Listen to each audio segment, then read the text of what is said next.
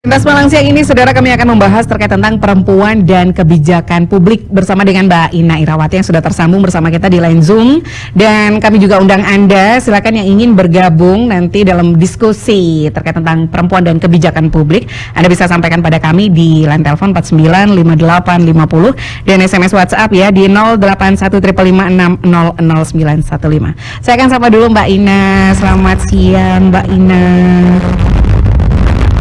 Baik, Mbak Ina sehat ya kabarnya ya? Sehat. Oke. Semuanya ya. Iya, ini sekalipun kita jauh di mata tapi asik aja ngobrolnya ya Mbak Ina ya? Iya Mbak. Oke, kita bahas perempuan dan kebijakan publik. Ini kebijakan publik apa ini Mbak Ina yang akan diperkenalkan ke pendengar kita? Iya, jadi kalau kita bicara kebijakan publik, tentunya kita akan juga berlahan tentang sistemnya. Jadi sistem bagaimana sebuah kebijakan itu muncul. Jadi sistem pembuatannya seperti apa, kemudian pelaksanaannya juga kayak apa. Jadi peran-peran itu yang nanti kita akan coba diskusikan. Nah, di momen yang perbincangan kali ini kita akan nanti melihat bagaimana adanya peluang dengan perempuan dalam perencanaan pembangunan di Kota Malang. Itu nanti akan kita kaji lebih lanjut, Mbak. Baik, artinya kita fokus pada Musrenbang tentang perempuan yang sudah dilaksanakan atau masih dalam rencana begitu Mbak Ina? Ya, kalau Musrenbang itu kan salah satu bagian dari perencanaan yang itu sifatnya partisipatif. Dan ini sebenarnya sudah reguler tiap tahun ada gitu. Artinya bahwasanya pakemnya dalam proses perencanaan pembangunan yang seperti ada di dalam Permendagri 78 kalau tidak salah tentang tata cara perencanaan, terus tata cara juga perencanaan, evaluasinya juga, terus kalau ada perubahan RPJMD, RKPD di sana itu dijelaskan alur-alurnya, termasuk salah satu bagiannya adalah yang sifatnya partisipatif, yang disebut Musrenbang ini. Oke, dalam Musrenbang ini sendiri terkait tentang hal perempuan ini apa saja yang menjadi pembahasan Mbak Ina?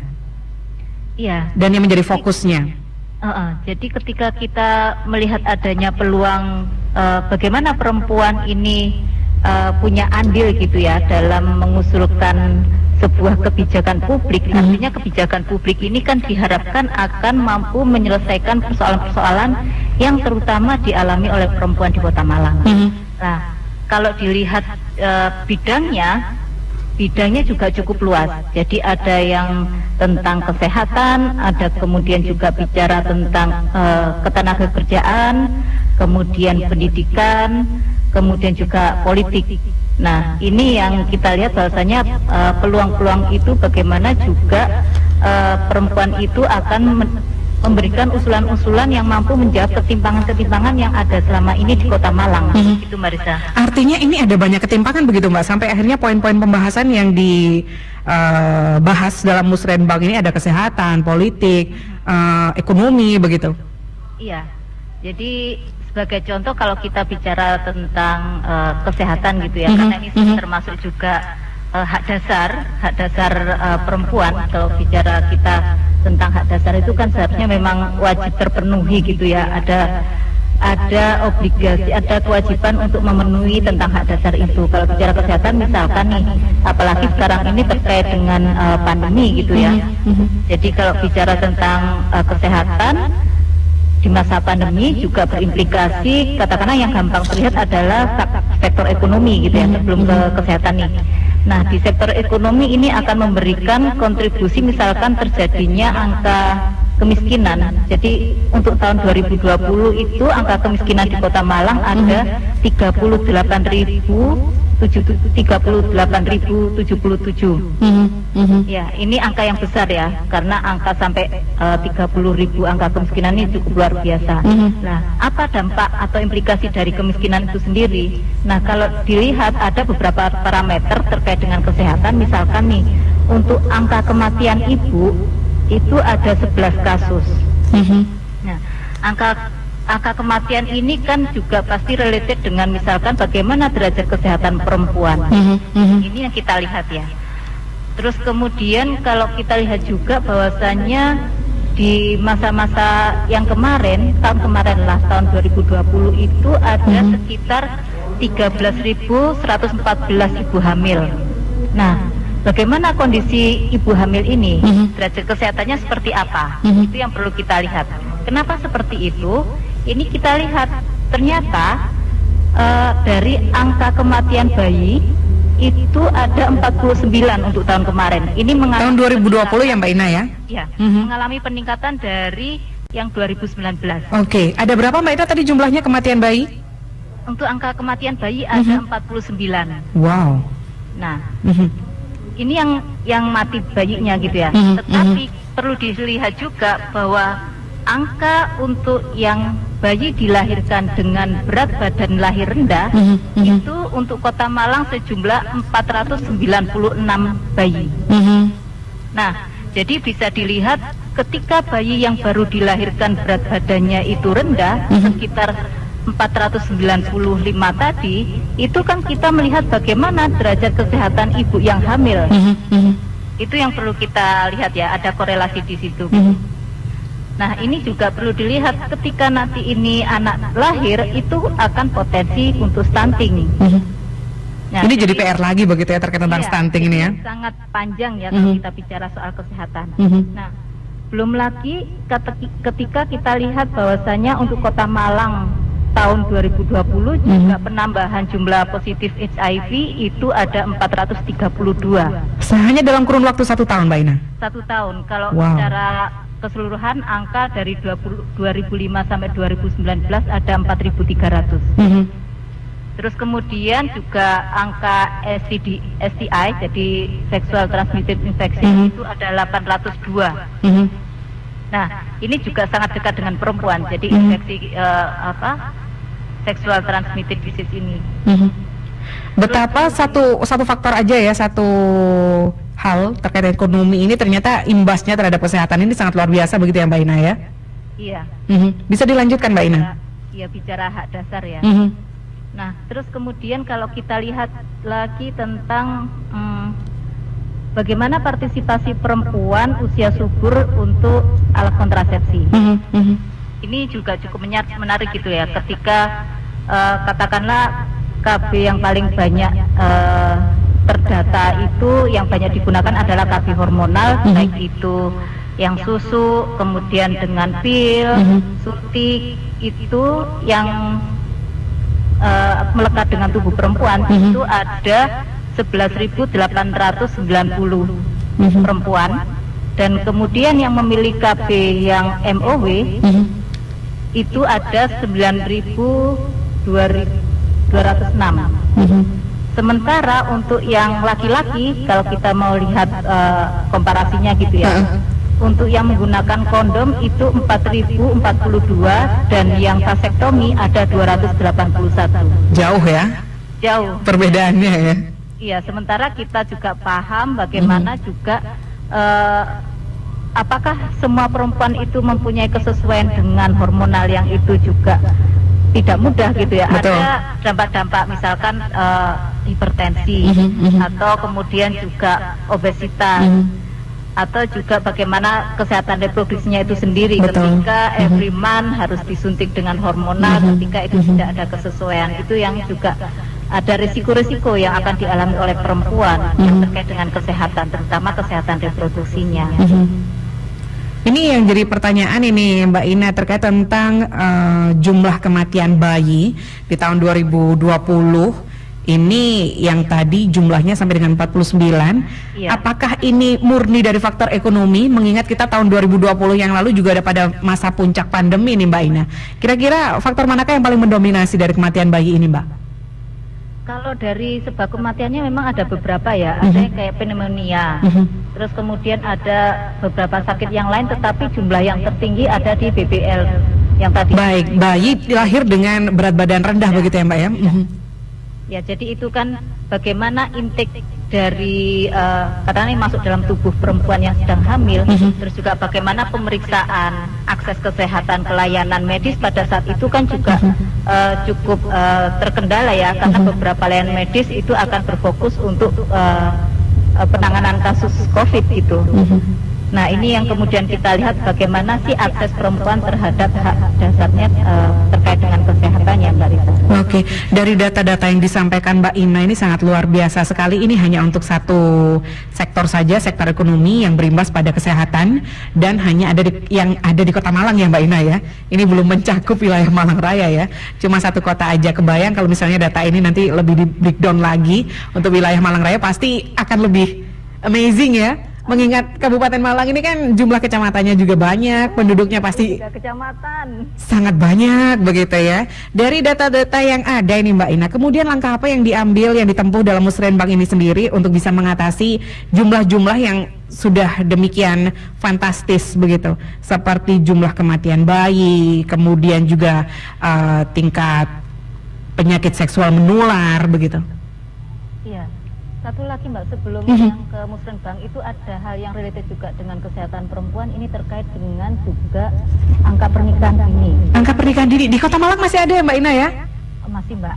Masih. Jadi, untuk yang dispensasi nikah yang ada di PA itu juga cukup tinggi. Pada saat Januari sampai Juli tahun kemarin 2020 itu masuk pengajuan 140 dan disetujui semua. Ini Januari aja ya?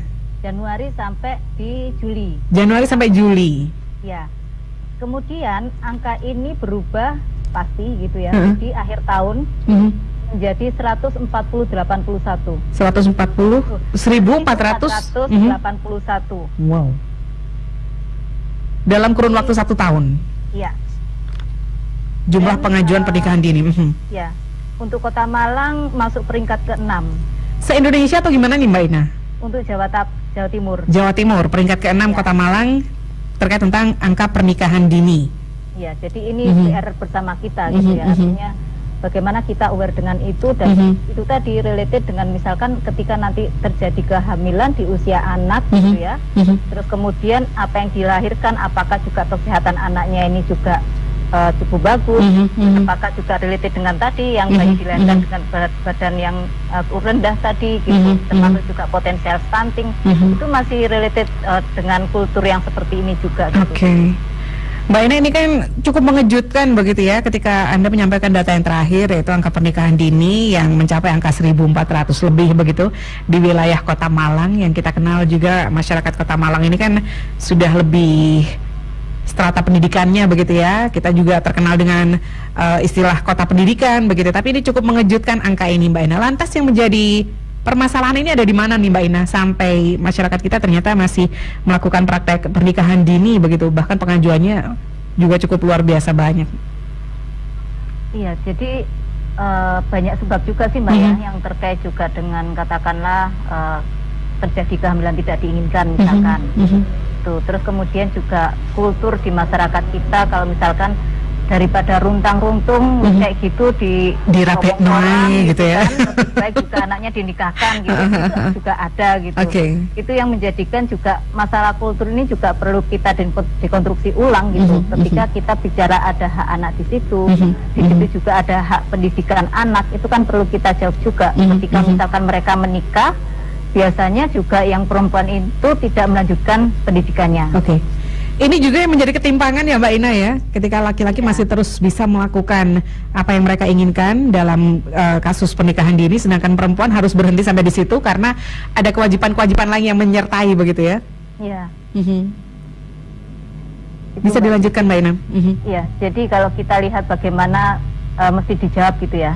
Ini untuk yang di sektor kesehatan itu juga katakanlah cukup luar biasa, karena juga gandeng rentengnya itu juga dengan katakanlah perempuan sebagai human resource yang itu secara jumlah untuk Kota Malang ini kan juga jumlah perempuannya lebih tinggi gitu ya daripada jumlah laki-laki. Sekitar totalnya itu ada 50,68% untuk yang perempuan.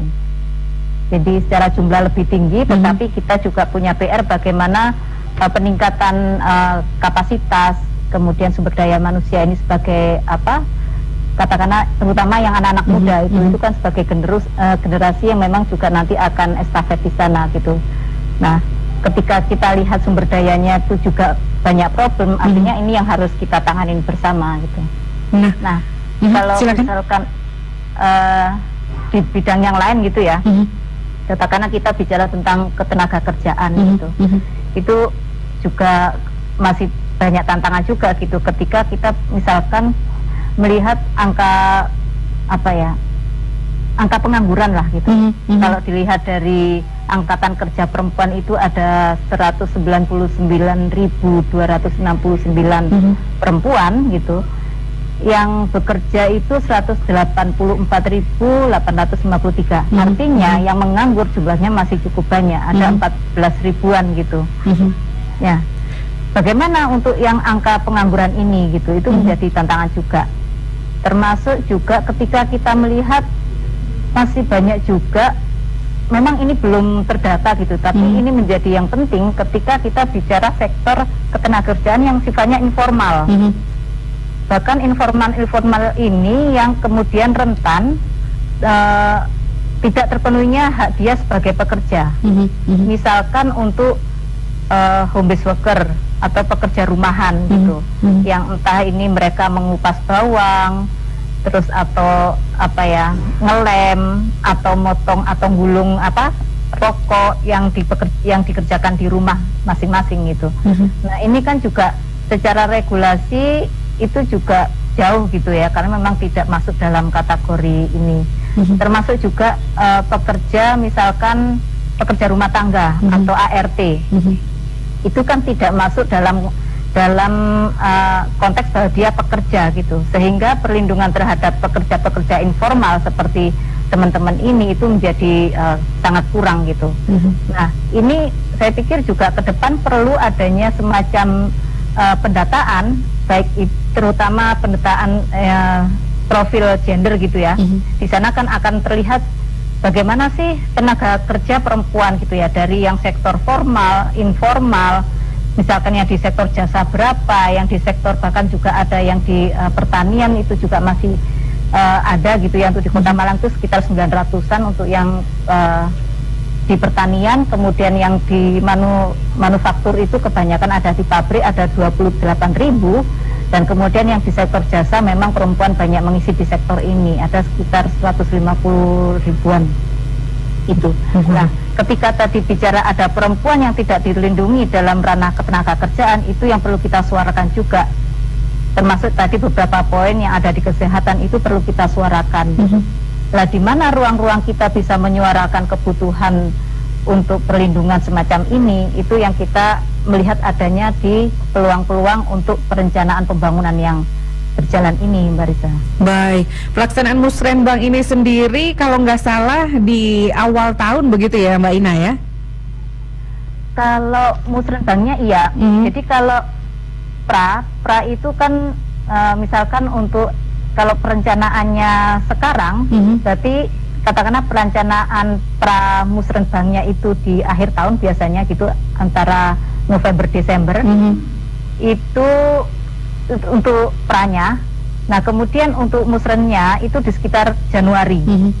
Nah memang ini karena ini juga inisiatif Kota Malang, ini patut kita apresiasi ya adanya Musrenbang tematik ini, karena kalau Musrenbang yang reguler itu dimulainya dari kelurahan. Jadi Musrenbang tingkat kelurahan, kemudian masuk ke kecamatan, baru kemudian ke kota lah. Karena ada inisiasi yang patut kita apresiasi, melibatkan kelompok-kelompok rentan, termasuk perempuan, lansia, anak, disabel, itu kan Musrenbang tematik yang diinisiasi Kota Malang. Nah, kemudian dari proses Musrenbang tematik di Januari akan dipilih juga ketika sudah merumuskan beberapa usulan, akan nanti dibawa pada saat musren tingkat kota. Nah, sebelum ke tingkat kota ini ada beberapa etape, misalkan dari Musrenbang itu akan dipilih 2 delegasi yang akan nanti membawa dokumen itu pada saat musren di tingkat kota. Dan sebelum itu juga ada proses kita itu juga akan diundang oleh beberapa OPD untuk menyusun renjanya, rencana kerjanya dari OPD.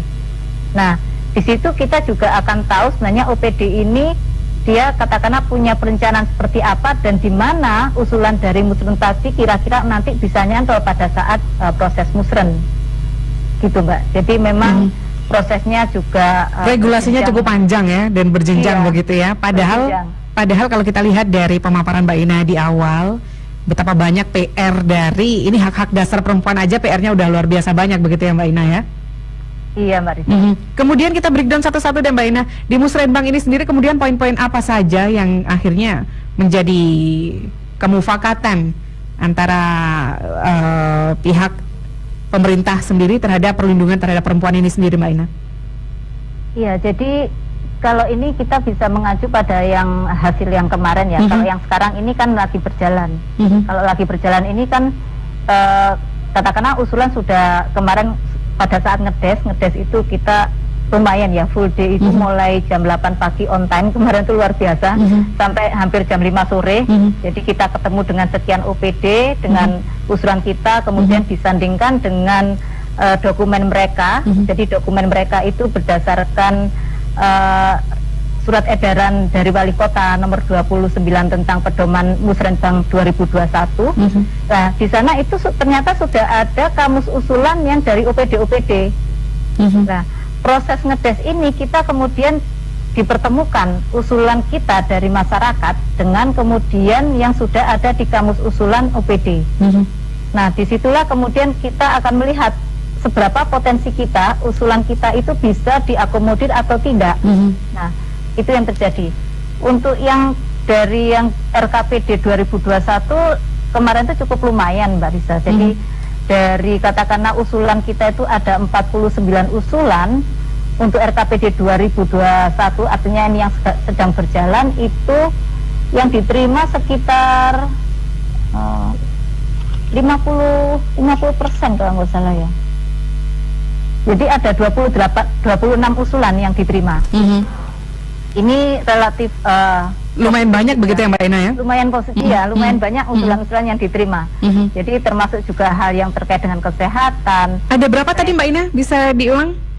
Sebentar Mbak. Usulan-usulan yang sudah akhirnya diterima oleh dalam pelaksanaan Musrenbang ini? Iya. Tunggu. Ya, jadi kalau dari 49 usulan itu diterima atau diakomodir ya, itu ada 26. Wow. Yang ditolak 23. Jadi 26 ini kan sudah angka luar biasa, artinya ada 53% gitu. Itu untuk yang tahun anggaran yang sekarang berjalan gitu ya. Tinggal nanti bagaimana kita pemantauan adanya yang sudah dalam substansinya sudah ada, tinggal nanti pemantauannya seperti apa. Nah, itu yang perlu juga menjadi PR kita bersama. Nah, ini ada PR nih yang harus nanti jadi tanggung jawab bersama begitu ya Mbak Ina ya? Iya. Yang diterima ini selanjutnya seperti apa langkah ke depannya, kemudian yang ditolak ini bagaimana caranya nanti ke depan dalam musyawarah-musyawarah selanjutnya bisa menjadi salah satu usulan yang akhirnya nanti di ACC diakomodir begitu ya Mbak Ina ya? Iya, harapannya seperti itu Mbak. Baik, Mbak Ina, kita akan ngobrol lebih banyak lagi ya nanti ya, tapi kita akan jeda sejenak, saudara. Sesaat lagi kami akan hadirkan satu informasi dari reporter kami dalam berita terkini. Oke, siap. Tadi Mbak Ina sudah menjelaskan banyak sekali hak-hak dasar perempuan yang jadi perbincangan dalam Musrenbang Kota Malang begitu saudara. Di mana ada 49 usulan yang akhirnya ada 26 usulan yang diakomodir dan 23 lainnya di-reject alias masih ditolak begitu. Kemudian apa sih Mbak alasan-alasan dari 23 kebijakan, 23 usulan ini kemudian masih belum bisa diakomodir? Iya, jadi untuk yang detailnya memang juga karena kemarin itu delegasinya bukan saya yang pada saat ngedes. Ini pengalaman yang tahun ini gitu ya Mbak ya. Kalau tahun ini beberapa usulan itu tidak bisa diakomodir, memang ada beberapa reasoning gitu. Baik. Jadi ternyata kayak misalkan kemarin kita mengusulkan terkait juga dengan adanya, karena ini usulan dibikin pada saat November 2019 gitu ya, artinya kan awal-awal pandemi lagi. Nah, ini kemudian kita itu berpikirnya belum sampai vaksin, tapi kita mikirnya kayak imunisasi gitu. Jadi pembahasan kita tuh imunisasi gitu kan. Nggak tahu ya kalau corona bakal datang menyerang ya Mbak Ina ya. Oke. Sekejar sekarang vaksin gitu. Mbak Ina, kita tahan dulu ya. Untuk penjelasannya kita terima di line telepon sudah ada pendengar yang bergabung di 495850. Selamat siang. Selamat siang. Monggo dengan Pak Irawan, betul? Betul. Silakan Pak. Ini temanya apa nih, barusan? Loh, ini Bapak ada yang mau disampaikan? Kami membahas terkait perempuan dan kebijakan publik.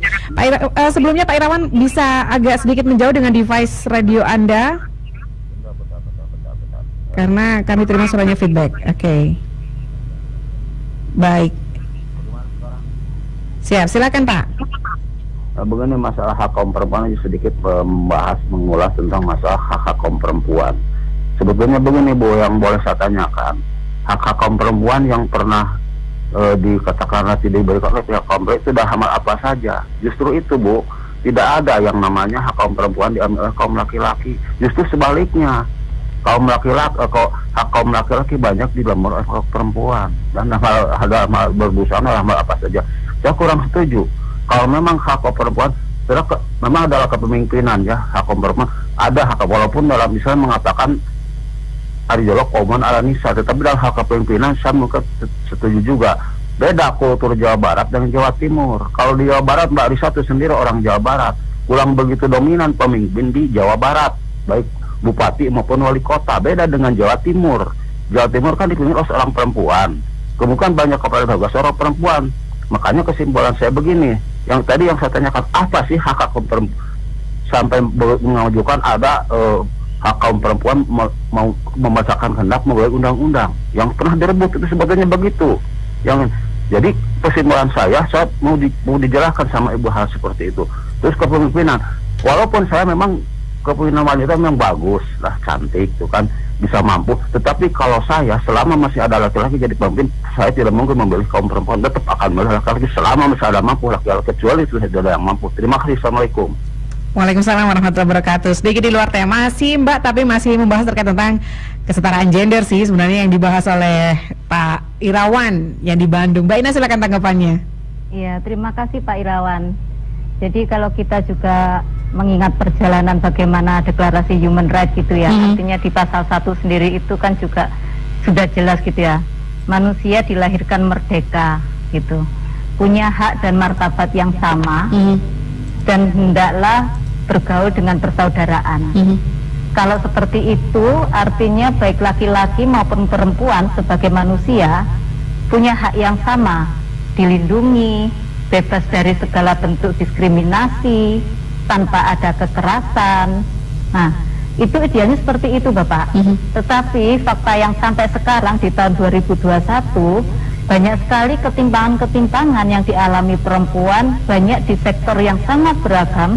Tadi kita berdialog baru di sektor tentang ekonomi dan kesehatan ya Mbak ya. Ya, kemudian juga sedikit tadi masuk ke ketenaga kerjaan, bagaimana perempuan di ruang ketenaga kerjaan yang itu juga belum sepenuhnya terlindungi baik oleh regulasi yang ada, dan juga belum lagi ketika kita bicara tentang implikasi adanya violence, adanya kekerasan. Ini yang cukup banyak juga Bapak. Jadi kalau misalkan tadi Bapak sampaikan ada loh laki-laki yang juga mengalami violence, ada, tetapi jumlah yang ada yang muncul bahkan juga tidak hanya kekerasan fisik, kemudian kekerasan psikologis, penelantaran anak dan keluarganya gitu ya, tetapi juga ada kekerasan seksual, bahkan juga adanya kematian. Kalau kita lihat belum lama ini juga di tetangga kita kabupaten juga ditemukan jenazah perempuan gitu kan. Artinya disinilah kenapa ketimpangan itu kita membicarakan tentang gender equality ini sendiri Pak. Jadi kalau tadi Bapak sudah menyampaikan hal itu, ini kita lihat data yang ada di Kota Malang, kita kembali ke Kota Malang itu ya, artinya kita bicara tentang violence nih sekarang. Nah, untuk yang violence dari katakanlah yang masuk pelaporan itu ke P2T P2A yang ada di Dinas DP3A P2KP, itu untuk tahun kemarin untuk KDRT itu ada 20 kasus. Untuk yang masuk ke WCC Dian Mutiara untuk tahun 2020 sudah masuk 39 kasus. Wow.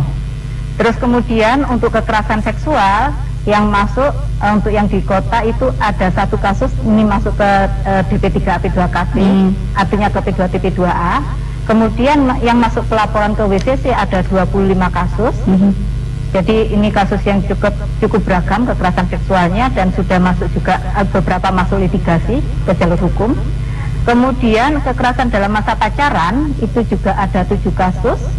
Kemudian ada juga untuk kehamilan tidak diinginkan, ini ada yang usianya anak juga ada 4 kasus. Dan kemudian ada yang kekerasan berbasis gender online, karena sekarang dunia digital ternyata itu juga menjadi medium untuk terjadinya violence tadi. Itu tahun kemarin ada 11 kasus. Terus kemudian kita juga mencatat adanya kasus pembuangan bayi. Jadi ini juga setiap tahun selalu ada angka yang muncul gitu ya. Untuk tahun 2019 ada, 2020 ada, untuk 2019 ada 8 untuk kota. Dan ini 2020 ini Mbak, 2020 ada 8 ya, 8 kasus. Artinya di sini ada problem yang dialami oleh perempuan, sehingga perempuan ini mengalami kehamilan dan kemudian bayinya sampai seperti itu. Dan ketika terjadi kasus pembuangan bayi, apabila nanti kedeteksi yang membuang gitu ya, artinya pelakunya misalkan perempuan, maka si yang akan menerima hukuman, iya, itu adalah perempuan. yang perempuan. Sementara yang berkontribusi sperma itu tidak kena gitu. Artinya ini yang kita lihat ada timpang di sini. Terjadinya janin itu adanya kontribusi 1 sperma dan 1 sel ovum. Tapi kenapa ketika terjadi kasus pembuangan bayi, kemudian yang menjadi penanggung jawab penuhnya adalah perempuan, begitu ya Mbak Ina? Iya, iya. Jadi ini konstruksi bagaimana ketika kita melihat ada regulasi-regulasi yang itu juga victim blamingnya seperti itu, termasuk adanya aborsi gitu ya. Ketika terjadi aborsi itu juga nanti yang kena pidana adalah yang punya rahim. Itu ada di KUHP juga gitu. Artinya kalau kita lihat kerentanan perempuan itu berlapis seperti itu karena ketubuhannya, dia punya organ reproduksi yang menghasilkan baby. Kalau terjadi sesuatu yang rentan juga yang punya rahim gitu. Itu Mbak Risa. Jadi ini bagaimana kita untuk membalance cara pandang kita terhadap hak perempuan dan laki-laki itu, gender equality-nya di mana. Baik, artinya kita tidak bisa hanya melihat dari satu sudut saja. Seperti tadi yang difokuskan oleh Pak Irawan adalah pada sudut kepemimpinannya, begitu ya Mbak ya. Tapi ternyata dari berbagai hal kita harus lebih membuka mata bahwasanya ada banyak sekali hal-hal dan juga ketimpangan yang terjadi dari data yang dipaparkan oleh Mbak Ina. Ini adalah data yang tampak di permukaan, Mbak Ina. Betul. Ini belum termasuk data-data yang ada di bawah, bahkan orang-orang yang belum berani melaporkan diri, begitu Mbak Ina? Iya, seperti itu Mbak Risa. Memang kadang mereka juga sudah tahu ya lembaga-lembaga layanan yang menyediakan layanan, entah itu layanan bantuan hukum, entah layanan psikososial ataupun medico legal, mereka tahu. Tapi untuk memasuki atau melaporkan kasusnya itu juga butuh struggle tersendiri. Betul. Gitu. Itu yang nggak mudah gitu. Belum lagi kalau misalkan nanti pelakunya itu punya relasi yang cukup dekat dengan dia, gitu. Entah itu relasi dengan pasangan atau relasi di dunia pendidikan, itu kan nggak mudah untuk speak up seperti itu. Baik, ini ada yang keamanan penting. Terus kemudian menjaga nama baik itu menjadi pemikiran juga. Gitu. Karena ketika melapor ini sama dengan membuka aib, begitu Mbak Ina? Mindset ini masih itu mindset itu yang menjadi tantangan tersendiri itu Mbak. Oke. Ini ada yang menarik Mbak Ina dari data yang disampaikan oleh Mbak Ina tadi, jumlah kasus kekerasan dalam rumah tangga yang terlapor pada pihak terkait, begitu ya, dan yang terlapor pada Dian Women Center ya? Iya, Oke. Women Crisis Center. Women Crisis Center, Dian Mutiara Women Crisis Center ini datanya sungguh sangat luar biasa, berbeda gapnya. Yang terlapor pada dinas terkait, begitu ya, yang juga menaungi perlindungan perempuan hanya 20 kasus. Kemudian yang terlapor pada Dian Mutiara Women Crisis Center ini ada 39 kasus. Ini ada apa ini Mbak? Kenapa masyarakat kita lebih prefer untuk melaporkan hal ini kepada lembaga atau semacam komunitas begitu daripada pada pihak terkait? Iya, itu memang pilihan dari penyintas ya. Kita juga sering sekali. Apakah pemerintah kita kurang mendekatkan diri kepada masyarakat sampai akhirnya masyarakat tidak tahu harus melapor kemana? Akhirnya hal ini diwakili oleh beberapa komunitas begitu. Iya, yang pasti kita juga bagaimana mengedepankan hak korban gitu ya. Karena hak korban ini juga yang pasti juga yang pertama hak aman dulu gitu. Nah di hak aman ini ternyata juga kita membutuhkan katakanlah shelter gitu ya. Sampai sekarang memang Malang Raya jadi tidak hanya kota tetapi juga ada kabupaten dan kota Batu yang terdekat dengan kita. Shelter itu belum ada gitu. Itu yang menjadikan juga beberapa penyintas ini akan berpikir gitu ketika misalkan melapor ke sana butuh ruang aman ini ternyata belum terfasilitasi. sehingga mereka juga mencari alternatif-alternatif yang lain. Kemudian misalkan lagi ketika nanti bersentuhan dengan, kalau tadi kita bicara kebijakan publik, tentu tidak hanya kebijakannya gitu ya, tapi juga bagaimana sih jalannya proses itu sendiri. Kota Malang sudah punya katakanlah Perda 12 tahun 2015 tentang perlindungan perempuan dan anak korban kekerasan. Nah, secara regulasi ada. Nah, bagaimana untuk implementasinya gitu ya? Untuk implementasi ini kan kita juga bicara struktur yang ada di dalamnya. Bagaimana perspektif sumber daya manusia yang ada di sana itu juga penting sekali. Perspektifnya terhadap korban seperti apa itu menjadi hal yang akan dekat dengan si penyintas itu gitu. Itu menjadi kenapa juga penyintas memilih entah itu mau ke WCCK atau kemudian langsung ke Polres juga ada, baru kemudian psikososialnya ke WCC juga ada yang seperti itu. Jadi kembali ke pilihan penyintas. Oke, kita balik lagi ke hasil dari Musrenbang tadi, dari 49 usulan, Mbak. 23 ini masih sementara belum bisa diakomodir begitu. Semoga nanti pada Musrenbang ke depan bisa diakomodir begitu. Ini rata-rata karena faktor apa, Mbak? Ya, kalau dari reasoning untuk yang tahun sekarang ya, kenapa juga tidak bisa diakomodir itu tadi. Ternyata usulan dari masyarakat itu ternyata sudah menjadi tusi dinas itu, gitu. Jadi ini sudah nggak bisa diakomodir karena mereka ternyata sudah punya tusi seperti itu, bahkan sudah ada budgetingnya jelas. Itu. Jadi ini pembelajaran juga buat kita masyarakat ya, apapun elemennya gitu. Ketika mengusulkan sesuatu juga kita pelajari nih tusi dari dinas-dinas yang nyambung dengan kebutuhan kita gitu. Kalau bisa kita akan mempertajam di usulan yang memang nyambung dengan dinas itu gitu. Kemudian juga karena usulan yang ada dari masyarakat itu ternyata di kamus usulan pada SK Wali Kota 29 tadi itu tidak ada. Jadi dinas itu tidak mampu menyantolkan usulan baru dari masyarakat. Itu ada yang seperti itu.